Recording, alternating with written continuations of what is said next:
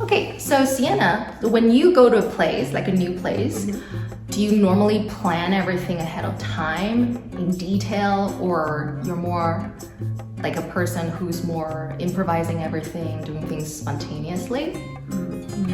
I think my friends would say I'm definitely more of a planner, but I personally like to have some knowledge of where I'm going, what are the must-sees, what are the must-dos, or I don't know, if I'm scrolling one day and I see a cool restaurant that people are going to, I mean, why not? Just check it out.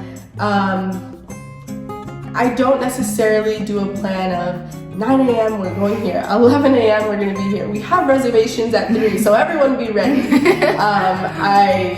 A kind of control freak. No.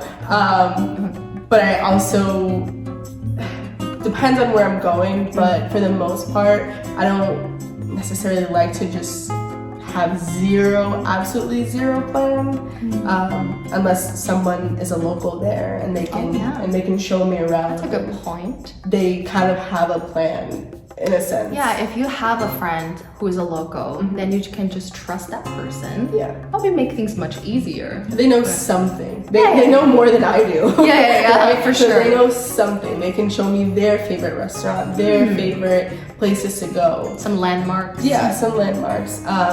But yeah, so I think I'm in the middle. I don't over plan because travel is so, it can be a lot. I mean, planning everything to a T, that could be very stressful to yourself. Yeah. Because if you don't follow that schedule, what's the point of having that schedule? Exactly. So you're like, I think I need to go to the next we can't enjoy this, we need to go somewhere else. You're always in the back of your mind is like, I gotta go to the next stop, right?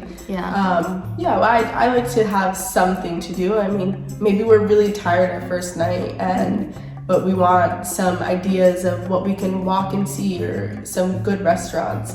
Having a list of some places that I researched beforehand. We're too tired, we don't want to do anything. Let's look at the list, pick one. Okay, good. That's a good thing. You don't have to plan in the sense of making a schedule with a timeline and everything, but you can make a list of the places that's worth visiting. Yeah. And then you don't have to check off every place, but you can definitely pick up some. I wouldn't want to miss out on going to this place. Let's go to this place, right? Or if you're done with an activity and you're kind of in between time, like maybe you're not hungry, but you don't really want to go back to your accommodation. Like, what do we do? Oh, let's see what on this list is close by us. Like what we can go and do. Versus if you had no plan, maybe odds are you might go back to your accommodation and miss out on something that might have been around the corner. Yeah, that's true. Talking to a local, I don't know. But I personally am in the middle. So, and I would say also it depends on where you're going, right? If you're going to like a historical place, a place with a rich culture like Paris, London, right, Madrid, there are definitely places you must see, right? There are museums, there are some churches you must see, right? It's famous and you're already there and you didn't see it. What a shame, right? Exactly. So those places are, the kind of place where you probably need to do some research, do a little homework, and buy some tickets in advance.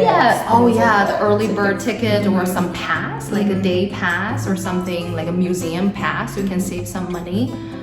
But if you're just on a vacay mode, you're going to a little secluded island. You'll be fine without planning. You're on island time. Yeah, you're on island you're time. Lazy. You're in your lazy mode, Exactly. right? So it depends on where you're going. But also, now that you said about like somewhere like Paris, maybe for those places you have a plan of the landmarks that you're gonna see, but maybe the food. There's a lot of food options. I mean, in a big major city, you might not have to make reservations beforehand because you might really want a little hole-in-the-wall place that is actually really good. So I don't know. I'd say do some research. And Yeah, but you definitely don't need to stress yourself out, right? Because you are just with yourself. It's not like a project that you are working on, right? And I've had some experiences where I didn't plan almost at all, and it was pretty scary. Yeah. Like one time, I didn't even book any accommodation. Oh, you got there with nowhere to sleep or didn't know where you were sleeping. I went too that far. night. I went too far. I'm telling you, one night it was so scary because everywhere was booked out, and I was like, shit, where do I sleep? I almost ended up sleeping in my car. I rented a car, so I almost ended up sleeping in a car, and then I drove to a motel far away in the country. And it was scary. It's like a place where you could see some murder and scenes. It's very scary. Yeah, well, for that, I'd have a plan. Yeah, so I learned from my lessons. You still need to be diligent enough to at least book your ticket, like flight tickets, book your accommodation, and then at least you know you will be safe for the night and you have a place to sleep, right? So don't go completely like spontaneous. That's kind of dangerous. I would say so. Yeah. All right, that's everything. That's everything for this Travel episode. tips. Travel tips. That's our travel tips for today. I'll see you in my next video. Bye. Bye.